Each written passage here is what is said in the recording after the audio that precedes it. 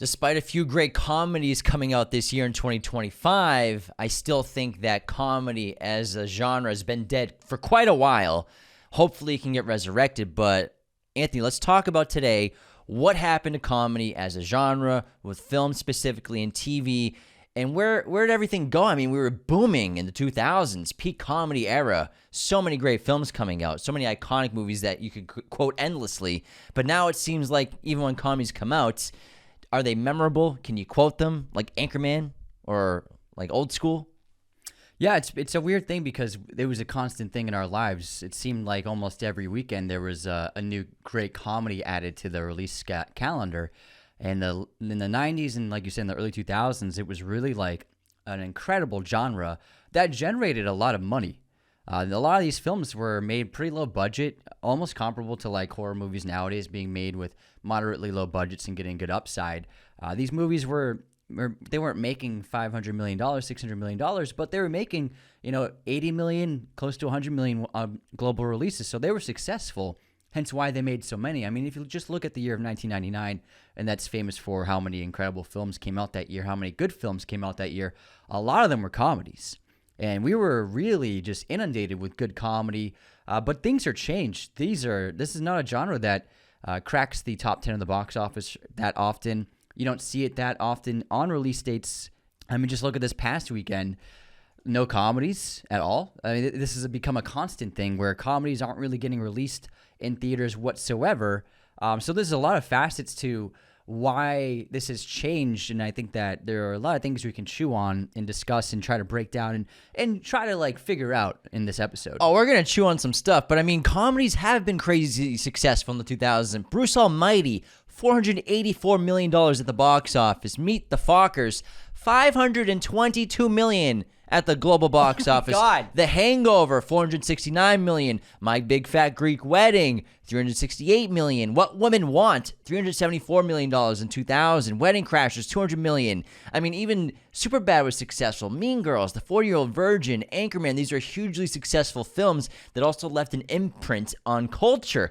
I mean, how many times in school growing up were you quoting Superbad, were you quoting Zoolander, Anchorman, every line in those movies you could quote and people would laugh and get the reference, and it was so memorable. But I mean, box office, they were doing good numbers. Yeah. 15% of the box office sometimes was comedy, but then it took a huge plunge in 2017. And I got a bunch of great information from this really cool YouTube video from Patrick CC, who breaks down a bunch of great reasons why they think, and a lot of research points to what happened to comedies. But real quick, so those box offices, as impressive as they are, you can almost double them for inflation. Probably. Yeah. So we're talking about movies that are almost generating $1 billion as comedies, which is wild. But I mean, what happened to movies like Ace Ventura, Pet Detective, Jim Carrey, Dumb and Dumber, Dodgeball, Ted? It seems like the great comedic actor or actress doesn't exist anymore in terms of making great characters and making great movies. I mean, every decade, every generation, we had great performers that were generating these zany characters or ridiculous characters. Steve Martin, Leslie Nielsen, Jim Carrey for such a long period of time. Eddie Murphy, Ben Stiller, Will Ferrell. Who's that right now? So the thing is, like, that was like the comedy we grew up with these actors, and they were like disappearing into a character. They weren't just, nowadays it's just the comedians just play themselves in movies. But back then, like, they were creating a character. They were creating a costume. I mean, someone I really appreciate, Ben Stiller, with his character creations, with his costuming, they were always so eccentric and so different and so unbelievably memorable. And Will Ferrell as well, with everything from Mugatu to Ricky Bobby to Ron Burgundy. They were all so distinct from one another. And they're basically, they are character actors. And someone like Keegan-Michael Key and Jordan Peele with their show did the same thing. They're character comedian actors. They become characters in their bits or in their movies, and costuming, wardrobe, and makeup is just as important as what they're doing with comedy. And you don't see that anymore. The dressed up characterization in comedy doesn't exist really. Not really. I mean, I guess Tyler Perry's still doing it, and he's still making boatloads of money doing that kind of stuff. But, there's this great quote I remember hearing or reading months ago from Judd Apatow talking about, like, what happened to comedy. Mm-hmm. And he said less writers are funny. There's not as many funny writers anymore. Less funny people are writing movies. And it's interesting because it's not like funny people don't exist anymore. And it's not like there aren't hysterical comedians out there just that are enormously famous because there are so many, but they're not really writing movies anymore. I mean, think about the average stand-up comedian or comedian, Anthony. They used to go through SNL, pay their dues, prove themselves on SNL how funny they were. You look at every great comedian and star from 1960 to 2010. Yeah. They paid their dues and they got big on SNL and proved their chops, improved their comedic style, and went on to do great things oftentimes. It doesn't really happen like that anymore. Think about the SNL cast right now. Who do you think could be a leading actor or actress in a comedy movie? I couldn't name 5 people on the SNL cast right now, which is too bad. So where are the comedians? Think of comedians right now. What are they doing right now? They're doing stand-up and then they're acting in movies, but they're just themselves in movies. No, what are they? No, they're not acting in movies. What are they're doing podcasts. Oh, yeah. Comedians are podcasters now. You think of some of the biggest podcasters on the planet are comedians. They're not making movies. They're not writing movies. They could. And these are some of the funniest people alive. They're so funny. Their shows are big, so massive that they're getting millions and millions of dollars every month just to be themselves. And they don't have to deal with the stress of making a movie, trying to get a movie funded, or trying to greenlight a film and then spending months on production, pre-production, post-production, waiting for it to come out. They're podcasting. Yeah. And their podcast leads to ticket sales for comedy shows. They don't need movies, comedians anymore. Oh, my God. And so the whole idea of pay your dues, be a great writer, do sketches, get on SNL, or get on a late night show to do writing for there, or stand-up specials. Like, there used to be main avenues to become a successful comedic writer and filmmaker. That doesn't really matter anymore for all of them. Like, why would you waste your time making a movie that probably will get changed, probably will need to make edits to, or the studio might want you to alter your vision, and waste all your time when you can just be raking in dough, if you're good enough and talented enough to just be a comedian on your podcast, have great guests on, have a blast, make way more money, ensure that your stand-up special tours are always sold out. And you're the boss. Exactly. Yeah. I didn't even think of that. That's absolutely such a great point. Oh my God, my mind was just blown by it. I didn't even realize that. One of the biggest podcast genres, and every comedian, even if you're not famous, even if you're just starting out, they have a podcast. Have any of you ever wanted to own a piece of movie memorabilia? That takes us into the sponsor of this episode. You're in luck because PropStore.com has an amazing auction happening this December that anyone can bid on. Over 1,300 original props are up for auction during this time period, including Die Hard shooting script, Xenomorph heads, all you Indiana Jones fans that you can bid on items from the films like the hat from Temple of Doom, the revolver from The Last Crusade, Steven Spielberg's director's chair back. Prop Store's Winter Entertainment Memorabilia Live Auction runs from December 5th to 7th, 2025, and features over 1,300 rare lots, everybody. To view the full catalog, go and register at propstore.com. Endless list of props to choose from. Name a movie, they probably have a prop from it. I mean, we're talking about masks from Ghostface from Scream, the stunt axe from The Shining's up there, Boba Fett's carbine rifle from Star Wars, so many others. Check out their website, propstore.com. Get yourself a prop for the holidays or a gift for somebody you love. During that auction running from December 5th to 7th, anyone can bid. Absolutely, the vast majority of the famous comedic actors came through sketch comedy. 100%. They either came through SNL, which is obviously the big one, but, Jim Carrey came through In Living Color as well as the Wayans Family. And then you have Ben Stiller with his own sketch show that he had in the 90s. And Jordan Peele, Mad TV. Yeah, Jordan Peele, Mad TV, Michael Key, Mad TV. Obviously. So sketch comedy on TV was always kind of just like the grooming stage for comedic performers, where they cut their teeth, where they developed their skills, where they honed in on their talents and developed the idea of making great character work. And so they were always pulled from those sketch comedy formats. That's where they showed who they were and, like I said, just developed their talents and moved on to the next stage, sometimes extremely successfully, into movies. And obviously some of the big ones we've mentioned earlier, Like Eddie Murphy, Jim Carrey, Will Ferrell, Kristen Wiig, Bill Hader. There are Ben outliers, Stiller. though. Yeah, there are outliers. Steve Carell, in a perfect example of someone who didn't do the SNL, did some sketch stuff, but really the Daily Show. But he came from the Groundlings. Yeah. So he came from sketch comedy. So even if they weren't on one of those shows, they did come from that background.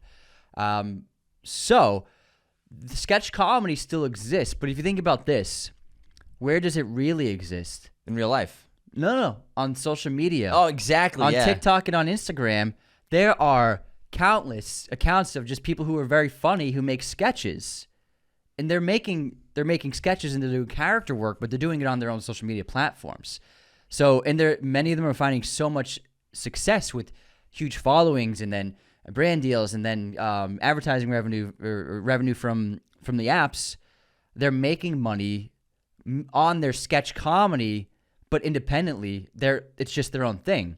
Think about, you can scroll through TikTok or Instagram Reels. There's so many very funny people on there, And that's how people are consuming comedy right now. So it really, social media has changed the landscape where you don't have, like, a lot of these people who are very talented and very funny and can come up with great performance ideas and great characterizations. They don't have to go to SNL. They don't have to try to do the Groundlings. They don't have to do improv clubs or stand-up. They can really just generate their own bits and put it on the internet, and people gravitate to it. And honestly, I feel like it seems like, just if you look at the views and the engagement, people are watching more of that than they are of the sketch comedy shows, without a doubt. And so in a way, if you wanted to do comedy before 10 years ago, you had to go to SNL or try to get in SNL, or you had to try to get in some sketch comedy series or what have you, to get your name out there, to be able to be found, to be seen, to get eyeballs on you, and to even also test material. Because when you're making content and putting it online, that is a testing ground. What's not working? What is working? People are modifying, seeing what's funny, and comedians always, if something gets a laugh, they dig into that. And so the social media aspect has absolutely transformed how comedic actors used to come through the ranks into the film medium through sketch comedy, but now sketch comedy is online. And so you could say that maybe there are people who are finding huge success on TikTok or Instagram, but 20 years ago they would have gone to New York to try and get on SNL. But they probably wouldn't have. They probably they're just living at home. It's like they do it for fun. Yeah. So it's more of like anyone can kind of do it if they're good, if they have something unique. And so comedy is not just specific to incredibly talented comedians now. It can be like, you can have a silly idea and you can film it in your kitchen and you get 10 million views, and people are getting their comedy fix on TikTok, on YouTube, on Instagram Reels. So it's so much more accessible to put yourself out there in terms of making comedy content. But also that leads to a lot of pretty bad videos out there in the world too. So you're going to get a lot of bad comedy. And that's not the only factor also. There's so many other things going into this. But I think that's a big thing that people are forgetting or don't think about. So the most talented comedians today, they're not writing movies where they would have been 20 years ago. Ben Stiller wrote his movies. Yeah, they're not writing for Late Show, really. They start off writing for Late Show sometimes, but they don't have to anymore. Jesselnick started writing on Jimmy Fallon. Right. And he moved on from that and started doing stand-up, got really big from his show. There's a great bit where he, like, every day he basically would show Jimmy Fallon his jokes, and they would make Jimmy laugh hysterically. But he's like, I can't say this on camera. It's so offensive and dark and morbid, because that's his style, and it's great and it works. But it seems, but clearly, it's obviously like great comedians who are coming up. They're not writing movies anymore, and who's writing these comedy movies now? Sometimes funny people, but also you're getting a room. And we talked about this recently with our episode of why movies look so similar, and they're starting to look different in terms of, like, there's something off, and they're so approved, boardroom approved. Mm-hmm. When you have 15 people approving every line, everything that's going into a film, that's happening with comedy now, especially because, I don't want to say, movies are afraid to offend people anymore, but I think they are. But it's also a connection to preferences change. There are movies that came out in the 2000s that, if you watch today, holy crap, that did not age well. Culture change. Shallow Hal is not a movie that aged well at all. No. But Superbad is an incredibly vulgar, funny movie that aged like fine wine because it's so authentic to what boys are when they're 15 years old and girls are when they're 15 years old and 16 and just talking shit. and figuring it out. But also, those kids are just unusually funny. The average 15-year-old boy is not as funny as Seth and Michael Cera in that film. Jonah Hill. Evan, Seth and Evan. Oh, please, Evan. I would have been able to handle your 4-inch dick. Oh, thank you, Evan, for bringing that bottle of spermicidal lube. Exactly. It's stupid, it's silly, it's offensive, but it's fine. If you think about it, Superbad's not really that offensive. There's some offensive stuff in it, but it's not like a movie like Yeah, Shallow Hal, exactly. which like you watch it today, you're like The concept cringing is the offensive. whole time. Yeah, the concept is offensive, the whole thing. Because things have changed a lot. And obviously social media has allowed voices to be heard to say, that's not cool, we can't do movies like this anymore. Yeah. Which is totally fine. Yeah. The culture has changed.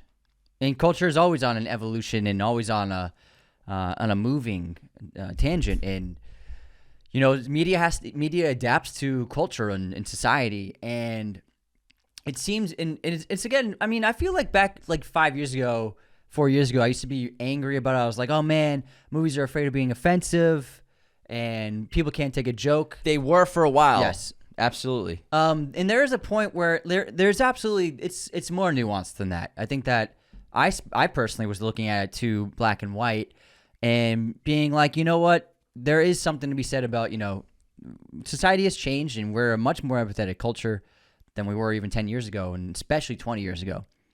So there are things that aren't cool anymore to do and to say. Sure. And everybody agrees on this. You know, we're constantly changing and growing more progressive every few years, without a doubt.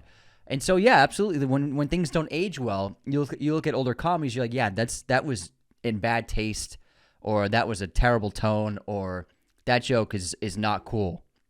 We grew up watching these kinds of things and just laughing at everything because I think the approach to writing comedy has changed too. It seemed like, and I've never written a comedy, I've never been part of a writer's room writing comedy, but you could say that back in the day, the approach to writing comedy was, let's just make as funny a joke as possible. What's the funniest thing that can happen? What's the most crazy thing that can happen? What's the funniest joke that can be said? What could get the biggest laugh? But now, talking about written by committee, it's more so, how do we make this funny while still keeping it safe for everyone? And so that, I think, has changed the approach to writing comedy. It's the fear of offending, but also the fear of not ostracizing anybody, and also the fear of social media backlash, where, you know, a bunch of people on Twitter can really just go after someone and cancel them. And so there's a bunch of factors that have, I wouldn't say neutered comedy writing, but has put up, you know, walls on comedy writing. In the new day and age, where it used to just be, what's the funniest thing that can happen in this moment, to now, how can we make this funny while still fitting society's norms? Sure, and I think that connecting that to the style of comedy that became popular in the 2010s and 20s, that you really only saw in hybrid comedies, basically like a superhero movie or a big action film, and the one-liner quips, that became comedy because it worked so well in early Marvel movies. It absolutely did. But after a while, it got a little old. You know, after Thor Ragnarok, I think the one-liners and every superhero being a sarcastic one-liner machine got old real fast by the time it was 2018, 2019, and the tone got serious, obviously, with Endgame and Infinity War. But then that sort of became how you did comedy. You don't have great comedic performers. You have, you know, sort of normal actors just saying one-liners and doing funny things. And it's not a bit anymore. It's not as strong as a comedic thing as it used to be. It didn't have as much comedic substance, because if anyone could do it, what makes it really special to this movie? Versus you get Jim Carrey doing his style of comedy in every movie he's ever done, and it's lightning in a bottle because he's so unique and he's so talented. Steve Martin, the same thing. Eddie Murphy, the same thing. Martin Lawrence and Blue Streak. Could anyone do Martin Lawrence and Blue Streak besides Martin Lawrence? No freaking way. Will Ferrell running around thinking he's on fire in Ricky Bobby. And so the unique complexity to these characters sort of disappeared. I mean, even Martin Lawrence is a great example for Blue Streak. You know, that comes to mind because it's so fun. It's silly. Yeah. This guy, he's a robber. It's like it's a fun, serious action tone. He's trying to get back inside the police station where he left the diamond, right? Inside the venting shaft. And so he has to do all these disguises, and then he impersonates being an officer. It's a great trick. It's a great dupe and a hijinks. But he brings so much to that performance, especially when he's doing the characters, and No, and like that sort of like nuance of something, the creativity of comedy has died for me a lot. But 2025, a movie like Friendship brings back creativity to comedy, and especially brings back the surrealist quality of comedies that has sort of disappeared for 10 years. That always worked and always made comedy so much more fun. So yeah, you're absolutely hitting the nail on the head. Where comedy the last 10 years has just been quips and jokes that the actors say. It's not performance based. So if you think about the great comedic performers, the bits you've been mentioning, these are bits. It's basically sketches within the movies. If you think about it, if you think about Ace Ventura when he's doing the football bit with the leotard on, with the skirt on, and he's got his crazy hair, and let's see that again. Yeah, and it's a replay. That's a sketch. If you think about it, they would write a sketch into the script, and the actor would do basically a skit in the movie. That has to do with... It's called a scene. A scene. No, but yeah. But that's the thing. Like That's comedy right there. Yeah. It's a scene. Just roasting you. But if you think about it, like that football bit, that's like an SNL sketch. Sure, yeah. He's not just saying one or two lines like they do nowadays. It's actual performance. Committing for a long period of time to a character. It's a bit. It's not just a line. And I think that the last 10 years, it's just been actors saying a line or two that someone wrote. It has nothing to do with comedic performance. It's more about comedic timing and just having the right tone. But it has nothing to do with performance. And the great comedic actors are great performers. That's why they're great with drama. That's why these actors can fucking crush a dramatic role, because they are, in every comedic bit they're doing, they are committed to the performance, and it's just a matter of changing the tone for drama. So that's why Jim Carrey can do great dramatic acting.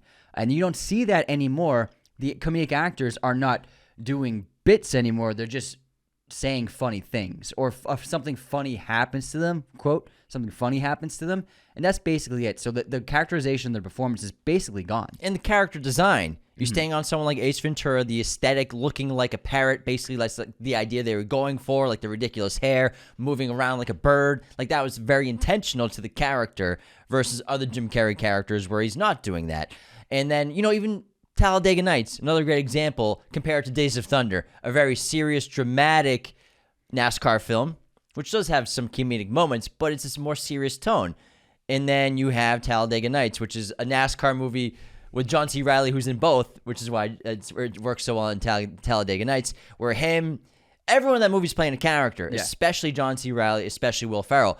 Is Ricky Bobby as funny if he's not committing to the big sideburns, the hair, the aesthetic, the Mountain Dew, the ridiculous quotes that he says, the way he talks, just think about the dinner blessing. That's 2 minutes of just prime comedy gold. Does that work? We don't get characters really like that anymore. That's carrying the whole film with this entire commitment to a comedic character. It doesn't happen often anymore. And if it does, it's not by someone who is as talented as Will Ferrell or the great comedians of the past, because like I said, great comedians, they're doing podcasts now. They're not doing movies anymore. Some are still doing it, but most of them are older comedians that have been doing it for years. Yeah, and again, people are getting their fix of this kind of comedy on social media. And what's interesting though about social media is the algorithm forces you to become kind of a one-trick pony. If you yes. So when you do something and it hits, you have to keep doing that, or else you won't get the views anymore. So when someone has something that's, you can look at people and they do a certain thing. They hit the novelty, something works, audiences react to it, and they have to keep doing that kind of a bit over and over and over again. And it basically pigeonholes you. It's not them, it's the algorithm. It pigeonholes you into basically you have to stick to your one bit. Like, you're this guy, you're this girl, you're the person who does this kind of thing. You make this kind of video. And that's what really pushes it. So it prevents people from being more creative with comedy, because once you hit something, you just gotta put everything into that. Like, there's the guy, he's a huge creator, and he's really funny, and he blew up because he just goes into his bathroom mirror and just says funny stuff. Yeah. You know what I'm talking about. The guy with a beard and stuff. He's with Michael B, yeah. Yeah, He's exactly. Massive, yeah. Yeah. That's his thing, is talking to the mirror. That's his thing. Now He's got a great voice, too. Yeah, great voice. He sounds like the Old Spice guy. Yeah, but that was like that's his bit. And he hits that, and he committed to that for years. And how many videos has he made talking in his mirror? And if he had done too many other things, his platform wouldn't have grown. And now he's doing other things because he's getting invited to events and hired for jobs and stuff. Killing it, yeah. He's crushing it. But it all started because he spent like 3 years talking in the mirror. You know what I mean? Yeah. So the TikTok's, Instagram's algorithms force comedic people to to stick to their one sketch idea. Let's go back to creativity. And I want to talk about creativity, realism, and basically surrealism. Well, light realism and surrealism. So they used to always blend together so well if it was done with great intention. You know, you can have completely surrealist, silly comedy movies, like a spoof film, like a scary movie. The whole thing is surreal to an extent. It's not like you're in a different dimension, surreal, but it's like these things don't happen in real life. It's not real, but it's so funny and satirical. It's great. And then you have movies with light realism, with great characters and great comedies that generally just like feel like the real world, like Old School. Yeah. Where it feels like the real world, light realism, great comedy, great stakes. And then Go streaking! Creativity. You blend it all together with characters. And I think the most perfect example of blending surreal comedy, light realism comedy, and then creativity is Dodgeball. Yes. Dodgeball's a great, great comedy because we have the light realism, the realism in terms of Vince Vaughn's character. He's just as every guy. He's an average Joe, man. He's an average Joe. He's got a gym, average Joe's. But then, and he's normal, right? But everyone around him is so eclectic and surreal to an extent. Like Ben Stiller's character in that movie, in Globo Gym. What kind of fucking person is that? That person doesn't exist in real life, but when you blend surrealist characters with a great realistic character that we can all relate to, it breeds great comedy, and they conflict and contrast so well.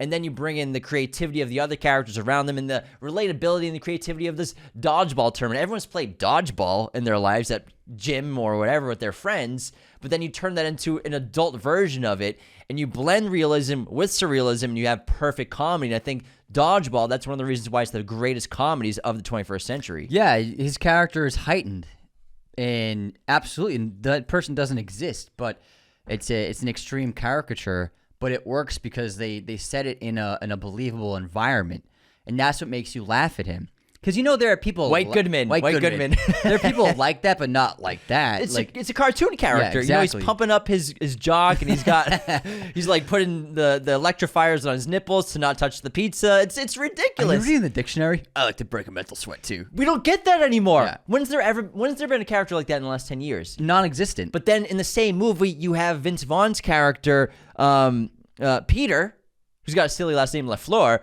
but like he's just a guy. Yeah. He's a guy. And same thing with Christine Taylor in that movie as well. Just Very along, normal. it's kind of just a guy, but a little more pathetic, more comedic. But normal characters that feel real with surrealist characters used to blend so well. Yeah, and I don't understand why they're not being made anymore, because now when comedies do get made, they're much fewer and far between.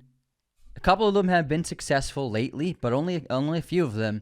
But they rely more on star power of an actor or an actress and not on the comedic caricatures that we grew up with.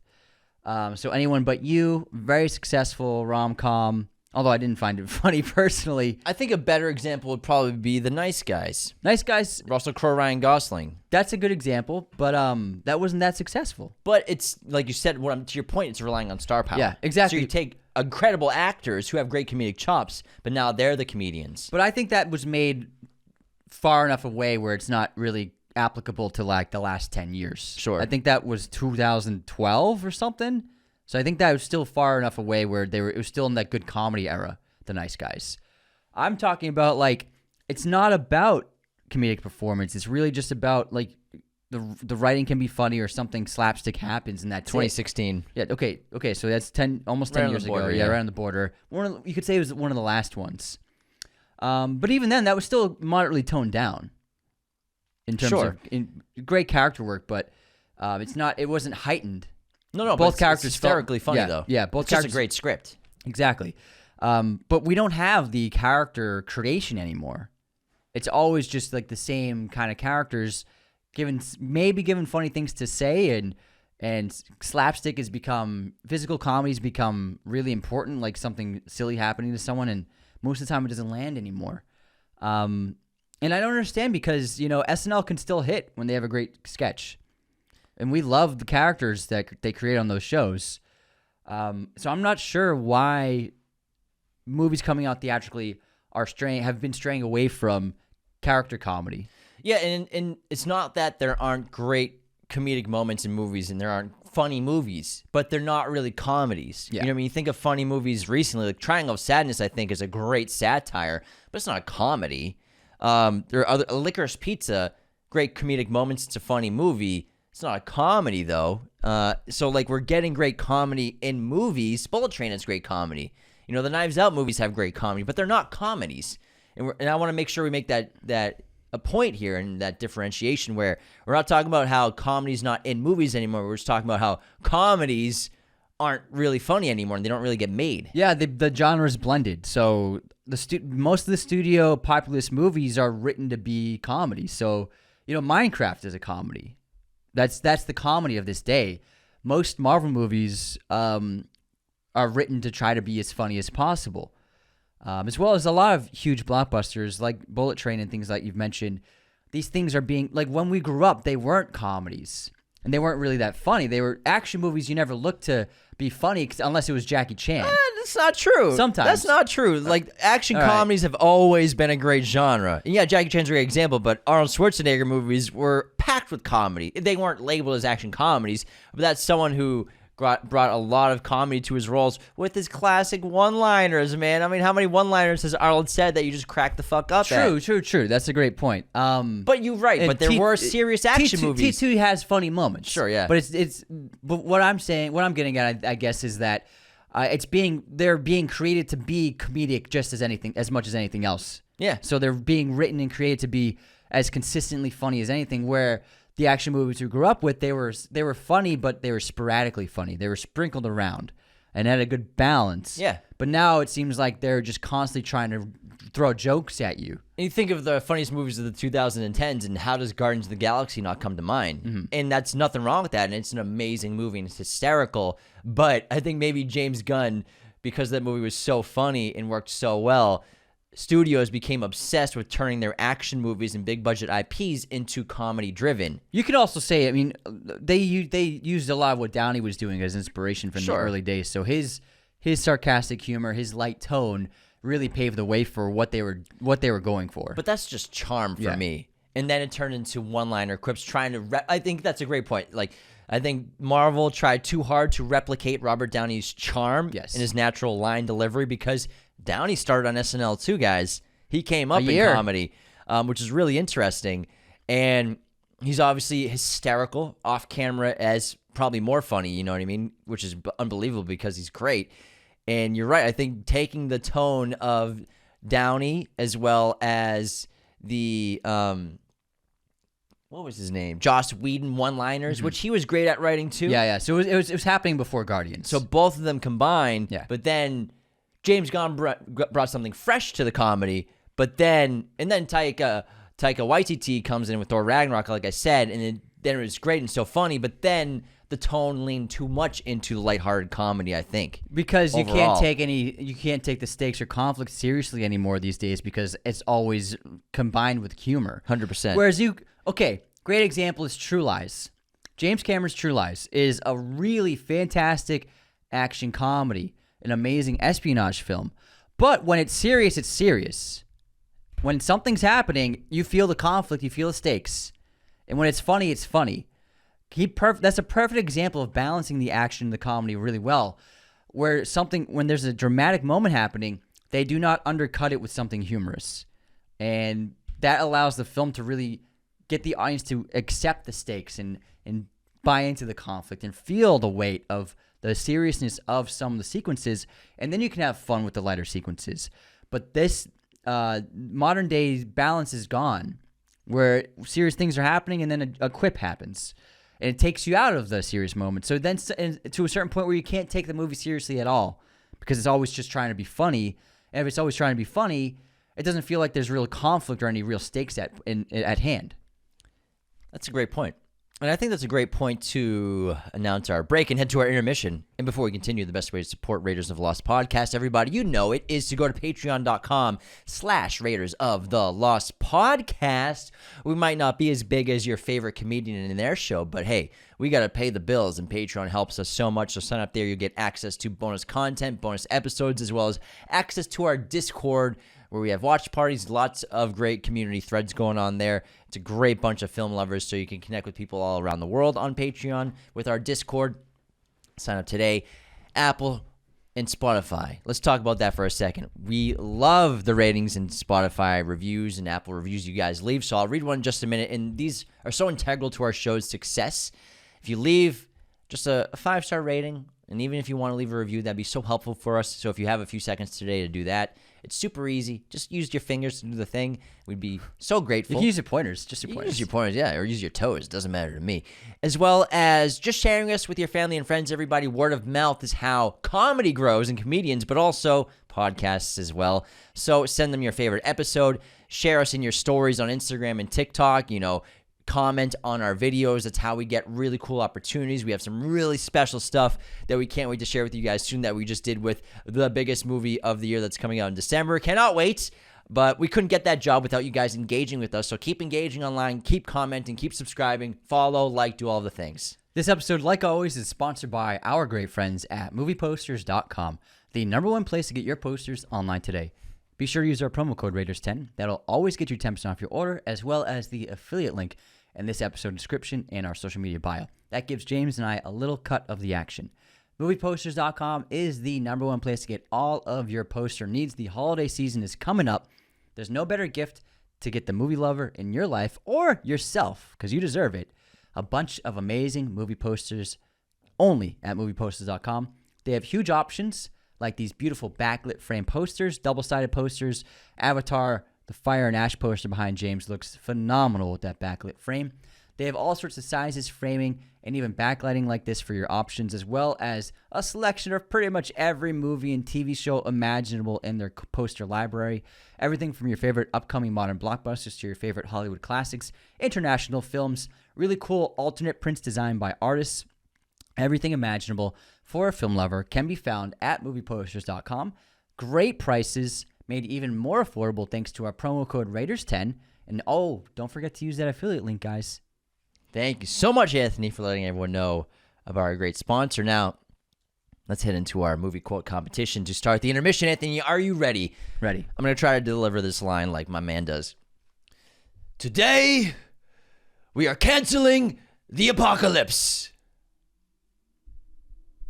Who is James impersonating? He said my man, so he loves this guy. Today we were canceling the apocalypse. I don't know. That is Idris Elba in Pacific Rim. Ah, nice. You did. Yeah, this is a good impression. Thanks. That was good. He's got a great voice. It wasn't bad. All right, here's mine. 5'10", strongly built, about 180 pounds, hair blonde, eyes pale blue. He'd be about 35 now. He said he lived in Philadelphia, but he may have lied. That's all I can remember. Mom, but I think it anymore. If I think of anything anymore, I'll let you know. Oh, and Senator, just one more thing. Love your suit. It's pretty good. Pretty good. You had me for a second, but that's Until the suit. Silence of the Lambs. Yeah. Yeah. I should have cut that bit out. Should have. But it's part of the same dialogue, so. Yeah, it's the same scene. It's a great line. Love the suit. Love the suit. 5'10", strongly built, about 180 pounds. All right, Anthony, guess this movie release year. Alfonso Cuarón's Gravity. I'm going to go with 2016. 2013. Oh, wow. Oh, wow. Wow. What year did the original Frankenstein come out? 1932. 31. You were close, man. Very close. No, what, Bride of Frankenstein's 34? 35. 35. You're close again. Always one off. Anthony, what film does Javier Bardem play a priest? To the Wonder. Oh, he got it. He got it. You can't. My guy. Yeah, that was Terrence fast. Malick, yeah. I figured you'd get it, but I didn't think you'd get it that quickly. I had to remember which one he was a priest in. Yeah. And I was like, was it this one or that one or this one? The Ben Affleck one. Yeah. Can you name all of the films Francis Ford Coppola and Robert Duvall made together? Good question. Godfather 1 and 2. Yes. He's not in 3. Correct. I thought I might get you with that one. He was not happy about it. Yeah, I know. He wanted to come back. Let's see. Is he in Apocalypse Now? I'm going to say no. He's not in Apocalypse Now. I'm going to go with 2. I love the smell of napalm in the morning. He is. Oh my God, that is Duvall. Lieutenant Colonel, man. He's so unrecognizable. That's why I forgot. Also, THX 1138, the sci-fi film. Gotcha. I'm gonna go nah. I tried so hard not to react. Should have been reading your face. All right, Anthony, can you pull up some haters and unsubscribes while I get a new 5-star rating from Apple Podcasts to read out? Of course. All right. First up, we got. Hold on. Sorry. Okay, here we go. People like their freeze. Luke Boyd. I just noticed y'all aren't following Francis Ford Coppola on Letterboxd. Unsubscribed. I didn't know he had a Letterboxd. Now I shall follow him. Yeah, thanks for letting us know. I had no idea. Noah Schaefer. I think we were talking about Spotlight. Mark Ruffalo in investigating the what? Unsubscribed. I think we mispronounced something. I think that he's referencing Jaws, maybe. Why Ruffalo, though? A what? Maybe not. That's it for today. There weren't that many unsubscribes today. Well, thanks. That's all good. We have a great 5-star written review from Cade Martindale, Raiders of Lost Pod, 5 stars. Been listening for a long time, and I'm finally writing a review. I listen on Spotify. Love these guys, especially Anthony. Always can count on solid, interesting content every single episode, even though all they talk about is Dune. I forgive you. Put in my Letterboxd top 4 months and months ago and don't know if I'm still on the wait list or I missed the Letterboxd review. I'm slow. However, that keeps me listening to every new Letterboxd review in anticipation. 10 out of 10. Thanks, Cade. That's great. These fellows. Yeah, I mean, we've done like 100 Letterboxd episodes. I will never, ever unsubscribe. Aw. Cade, Thanks, man. Thank you so much, pal. We appreciate it. I'm glad you prefer me. At least someone does. He needs one. I got Juno. You got Juno. Yeah, Juno prefers you. What's your streaming recommendation, Anthony, for this episode? I selected 2 days, 1 night on Mubi. If you don't have Mubi, it's great. It's only like $5 a month, and they have really cool international films, and that's a great Belgian one. I picked Brian De Palma film, which just got put on Netflix, and I watched it the other night because I just had to. Scarface. Nice. Oh my God. That movie's amazing. It's the best, man. It's amazing, bro. The chainsaw scene, man. Fucking hell, man. I had so much fun watching it. I was like fist pumping. I was like, let's go. Such a blast. That's a good one.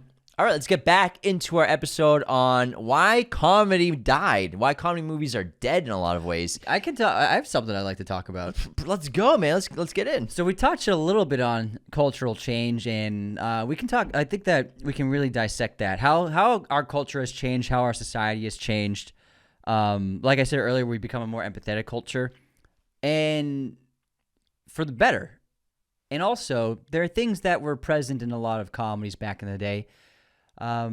Especially the teen comedies, and that's bullying. And a lot of the bullying was directed in favor of the bullies as being funny. And bullying in terms of trying to be funny with bullying. And that's something we grew up a lot with. You can't deny that. And we're thankfully in a culture where a lot of young people are very much against bullying. I'm sure it's still bad on the internet, but anti-bullying is through the roof, which is a good thing. And it's frowned down upon amongst young people to bully people for differences and cultural differences or language differences or appearance differences. But back in the day, it was okay to do that in comedies and to make fun of someone in a certain way or to put someone down. And I think that's a reason why a lot of the comedy style that we grew up with doesn't fly anymore. So it's something that immediately comes to mind, I wasn't even thinking of this, but it just popped into my head. Big Daddy is an example. There's the running joke in Big Daddy is making fun of Sandler's ex for working at Hooters. And that's a running joke in that film. And it was funny when we were kids, but now there's nothing that you can't bully someone for working at Hooters. That's What's his 10-year plan? Don't die. It's a 5-year plan. 5-year plan. He's a fry cook. That's funny, but that's an example of like the film's basically bullying her for working at Hooters, and also that the ex-girlfriend's framed in a really negative light. Sure. Sonny's not a good boyfriend. He's not a good boyfriend at all. He's terrible. He's a terrible The guy guy. Can't take care of himself. Obviously, she left him. I think in this day and age, if you make Big Daddy, or if young people watch Big Daddy, they're like, why is she even with him this long? Like anybody would dump this guy, but she's framed as like the villain of the movie. That's a good point. So it had this tone, especially for leading men, where leading men were kind of like impervious to scrutiny in comedies. No matter how crappy they were. Exactly. And you see that in a lot of the sitcoms we saw growing up, whether it be like the lazy dad who never did anything, always on the couch, and somehow always had a banging wife, even though he was like not attractive at all. Hey, he had a prime at some point. Yeah, sure. And so there's these tendencies to incorporate putting people down for jokes. And that's a reason why certain films like Big Daddy in that context don't really age that well. Sure. And bullying, what came to mind for a comedy we grew up with as well, that played so well for a laugh and is still funny when you watch it today, but it's not great. It's not condoning it. It's when it's in Superbad when Evan and Seth go and get their stuff at the convenience store before school, and then what's his name? Jesse stops them and he lets Seth know that he's an F word and he can't come to his party, and then he spits on his chest, and then Seth turns around and tells Evan, like, Jesse wanted to tell me that you're a fucking F and you can't come to his party. You're goddamn Judas back there. What do you want me to do? Dive in front of the spit? It's a funny bit, but it is bullying. Yeah. It's not a nice thing to do to spit on people. But that's different because your lead characters are being bullied. Yeah. So, but I'm saying a lot of films we grew up with, bullying was in favor of the lead characters. Okay, no, yeah. They would be bullying other people. I guess or putting other people down. Another teen movie does have some bullying, and it's played for laughs. Exactly. But now it's just like bullying is a no-fly zone, and it's one of the benefits to, I think, the younger generations, where they're really against trying to put other people down. Where we grew up trying to make fun of each other, and that's something like that's the age we grew up on. We grew up with, like, hanging out with friends. You're just riffing on each other, making fun of each other. I'm sure plenty of young kids are like that still. But in terms of like bullying at school, it's really been reduced lately, the last several years. And I think that's why you don't see it in films anymore. Yeah, I mean, bullying's not good. It's not good. And it's interesting, just the output in general has declined so much. There's a statistic where 20th Century Fox was a massive putter-outer of generator of comedy movies. 44% of their films. What? In oh my god, 2010 were comedies. Wow. And then it got slashed to now at 2025, it's 6% of their movies are comedies. And how many of those are going to streamers? And so I think streamers have definitely affected comedies, where comedies kind of live there now. You know, they don't really get theatrical releases. This year, we've seen a nice little tick up of comedies, just straight up comedies getting released in theaters, which is great. But generally, comedies have just been going to streaming platforms where they don't have to be as funny. They don't have to try as hard. People are watching on their phones, or they're on their phones as they're watching at home. So if they hear the one-liner, they hear it. They don't have to watch and pay attention. You don't need to have an actor do a complete comedic performance to a character the whole time. And in a way, it's for sure lazy to an extent. It can work. You know, there's nothing wrong. Comedies have always existed where it's just 5 people with great comedy writing. Yeah. It's always been a thing. But, like I said, the writing's not even there anymore. And if you think about streaming, how many stand-up specials are there now? Tons, compared especially to Netflix. When we were growing up, you could either rent them or buy them, or you could watch them on Comedy Central. They would play them like Saturday night. They would do a comedy like special. Comedy Central had a lot of comedy shows, yeah. But now there's so much stand-up comedy on streaming platforms. They realized how valuable of a genre it was and invested a ton into it, and it paid off because I feel like every comedian has multiple stand-up specials on Netflix, and so stand-up used to be way less accessible when we were younger than it is now. Now you can go on any streamer, pull up a bunch of stand-up routines, old and new. But back in the day, you couldn't do that. So you would go to the movies to get your comedy fix. But now you can just pull up anyone's special. And also, comedies used to generate a lot of income, not counting box office. They would come out box office. It could even just be a moderately successful movie or just like okay performance. But this was broad with DVDs in general, with all film, but comedies especially. Syndication on TV. Like, there are so many great comedy channels. How many times did you see Billy Madison play on TV? Yeah. Or Adam Sandler movie or anything? Steve Martin films. Like, constant syndication to recuperate costs from box office if it wasn't a big performer.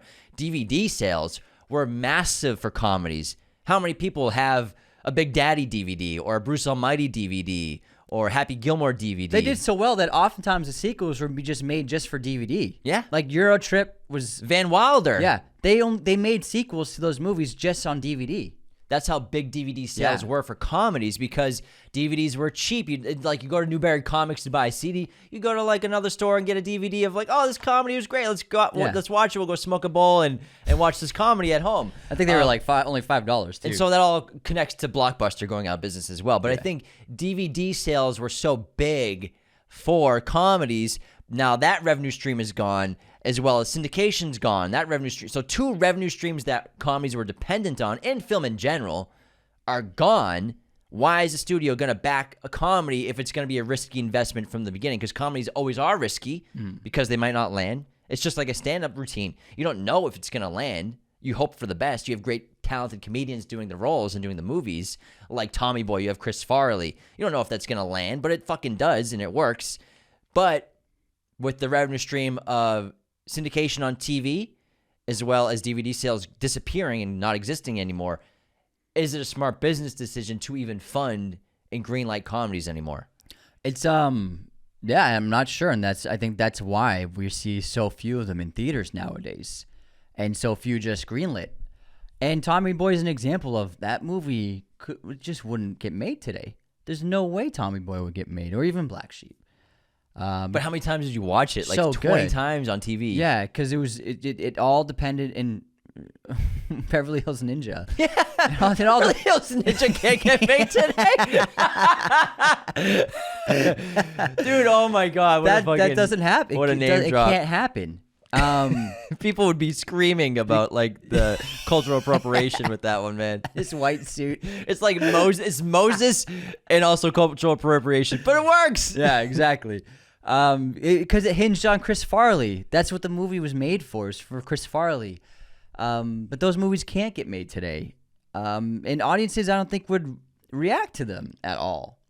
I think that times have changed, and it's gotten to the point where maybe Tim Robinson is helping begin this new trend, but I don't see anyone creating caricature outside of him, really. Character-driven comedy anymore. And in terms of character, like zany, surrealist, satirical characters, because we still get good comedies. I mean, Good Fortune, I didn't see it, but I mean, we got great comedians going back to doing comedic roles. It looks funny, and people said they enjoyed it. But also, what was the comedy that came out this year? One of Them Days. That was a huge hit.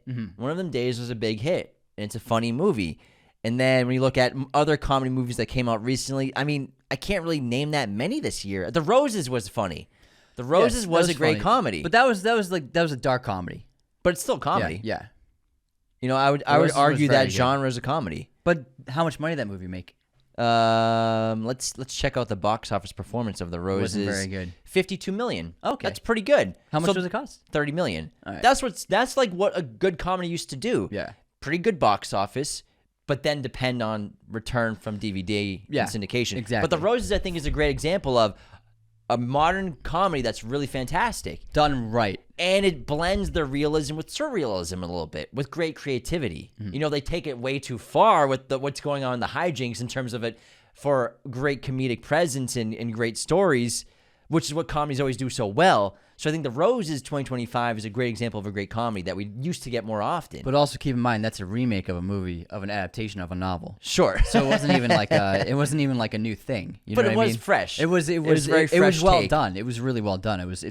I think it might be the best comedy of the year. And then Naked Gun coming back with the spoof movies That was fantastic. Laughing out loud the whole time. Scary Movie 6 is coming out next year. Scary Movie, I think, honestly, you could say everything hinges on Scary Movie 6. If they nail that, if the Wayans fucking hit a home run with that, the trend will begin again. Spoofs, I think, will come back in comedy. Wallace Island. I think that was a really good movie. The Ballad of Wallace Island. It's very sweet and very funny. And we have a main character who is kind of zany Eccentric. and surreal and eccentric. And it's not as funny as great comedies of the past, but it does have great humor. And it's a great attempt at a comedy. Yeah, it was a funny movie. I think it was a dramedy. Exactly. Yeah. But I think that's a kind of return to, let's just let this comedian, this actor, perform as a character that could host run a TV show. He's in the new Office. Oh, is he really? He's like the Dwight of the new Office. Okay, show, that I makes believe. sense. Yeah. That was a funny movie that came out this year. It was a really good movie. Sweet and funny. Yeah. So I think that was another good comedy this year. But again, I think that there used to be 50 a year. Dude, there used to be so many comedy movies every year, and we used to watch them over and over again. But the thing is, the world's different. People don't watch the movies over and over again. They can just watch. They watch so many other things. We all watch different things on YouTube or on TikTok or on Instagram. So the rewatching things just doesn't really happen that much anymore, even for great movies. But that's what we grew up doing, and I think that we're really the last generation that will still continue to rewatch movies over and over again because that was how life was for us. But if you think about people who grew up in the last 10 years, they've always been inundated with so much content, so many things to laugh at, or so many novelties, or so many extreme videos, or what have you. It doesn't make sense for them to always watch. Doesn't make sense for them to watch Euro Trip 20 times with their friends. It made sense to us. Yeah, that's what we would do with our buddies. Is just watch movies like Euro Trip. See what they have. You would see what they had on DVD. Oh man, Pineapple Express, put it on. That doesn't happen. Pineapple Express, perfect example. Of one of the best comedies I've ever seen in my life. That was culturally relevant. It was fun. We had two really great performers in that film with Franco and Seth Rogen. And McBride. McBride, fuck yeah.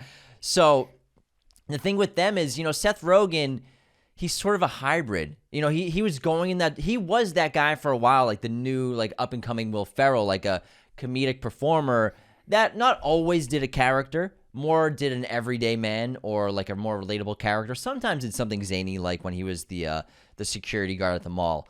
But then surrounding himself with eccentric pieces. And so he was kind of I guess you could say the Vince Vaughn. I would say he's more like Vince Vaughn or Steve Martin. Yeah, where surrounding yourself. Well, no, Steve Martin was zany as fuck. Come on. Most of his, a lot of his movies he wasn't. A lot of them he was, though. A handful, yeah. Yeah, quite a few. But he was often Steve. He played Steve Martin a lot of times. But he also did the slapstick, crazy stuff a lot. Yeah, he did Pink Panther, obviously. Yeah, I know. But he did a lot of movies where he was Steve Martin. Sure, you're right. Yeah, I mean, absolutely, you're right. Yeah. And so who's that right now? Outside of, I guess, Rogan, who's kind of geared more towards still doing comedies, but doing dramas, producing a lot. But who are the big comedians now who are just comedic actor performers? Outside of Tim Robinson, who's making a movie every 2 years that's a great comedic idea, unique, and not just doing a hybrid of comedy or just a dramedy. It doesn't really exist anymore. Yeah, not even with the big ones like Kevin Hart, where he's really funny, but he's always doing Kevin Hart. Yeah, and he's just making $50 million movie to do some crazy concept. He's not doing anything extreme. He's just always doing. It's more it's the same thing, and then he surrounds himself with more heightened characters, I guess. Yeah, but I don't think we'll ever get an Ace Ventura again. We'll never get a Zoolander. We'll never get a White Goodman from Dodgeball. No way. It's sort of that style of comedy, unfortunately, seems to have just been erased, and it's not backed anymore. And something else I can't think of anything that's been out there, is the raunchy teen comedy, which was a huge genre when we were growing up. Raunchy teen, vulgar teen comedy, and I think it's just because we grew up in a time when vulgarity was funny, and the more extreme raunchiness, the better, and we loved that stuff. But now, I mean, the last, like, the teen comedies are not like that at all. And a lot of teen comedies have way more heart than they used to have. And sometimes they would have touching moments, even in the crazy ones. They would still have, Van Wilder has sweet moments in it. You know what I mean? I guess Bottoms is like the most recent one that was big, but it wasn't like super bad. Yeah. It wasn't like Not Another Teen Movie. And that was what, one in the last few years? Exactly, that's what I'm saying. So, and raunchy comedies, I think a great example of them still working, doesn't have to be teen, is No Hard Feelings. Yes. With Jennifer Lawrence. Yeah. That movie is hysterical, and it's raunchy, and it's really, really funny, and it was a big hit. $45 million at the box office. That was the raunchy comedy that's, got a younger adult, not a teen stuff, but then Jennifer Lawrence, and it's just, that fucking worked. And when I was watching that movie on a plane, I was like, I miss these kinds of movies. Yeah. I miss it. It was good. That was really good. But yeah, I mean, it's the thing is, it'll never be the same way it was. It'll never go back to that. But maybe we can find some kind of middle ground where those movies can still sometimes come out, sometimes find success, and get made. And I honestly, with the Wayans cooking on Scary Movie 6, that has so much potential to be the kinds of movies you grew up with, and to bring audiences together. And just with the success of Naked Gun, that's something that has potential to make a cultural shift in Hollywood for going back to comedy. Yeah, and I think The Holdovers as well. I think The Holdovers, great drama comedy that a lot of people connected with. Seasonally, I think will be a rewatcher for a lot of people every holiday season. And it wasn't a huge hit at the box office, $13 million, but I'm sure the streaming numbers for that film are off the charts. And it's smart, it's relatable, it's funny, and it's a great film. And that's a style of comedy that I also miss as well. And hopefully that inspires a new generation of writers to, make comedy-driven films versus just focusing on trying to make a comedy-driven podcast, which is nothing wrong with. Make your bag, do your thing. But if I was a comedian, I think a huge goal of mine would try to make it in film as a comedian. Yeah. You can do it, man. No, I don't want to be a comedian. Not for me. That was a great discussion. Yeah, that was really good. Yeah, it was a lot of fun. I like these episodes. Yeah, it was a good time. These episodes are fun. Let us know what you think in the comments, everybody. Do you think comedies are actually dead? Are we being hyperbolic? Are we being overreactionary? Are we being, get off my lawn, old guys? Young guys? Oh, we're old Younger guys. Old guys. We're old heads. There's clearly data to back our thoughts, though, and I hope we presented it in a fair way. And again, it's not like movies aren't funny anymore. It's not like comedies still don't exist, but there's been quite a shift the last 10 years of what comedies used to represent in Hollywood, the impact they had on cinema goers and audience members in general. And today, the paltry sales in terms of how much they make at the box office and in terms of how many get made comparatively to 15 years ago are drastically, objectively true things that we broke down in this episode. So thanks so much for tuning in to this episode of Raiders of the Lost Podcast. Best way to support our show, guys, patreon.com/Raiders of the Lost Podcast. Sign up for as little as $10 for an annual membership. We have 5 different tiers. Each one comes with different perks, including bonus episodes every week, and Discord access. In the meantime, stay funny, stay classy, and take care. See you next time.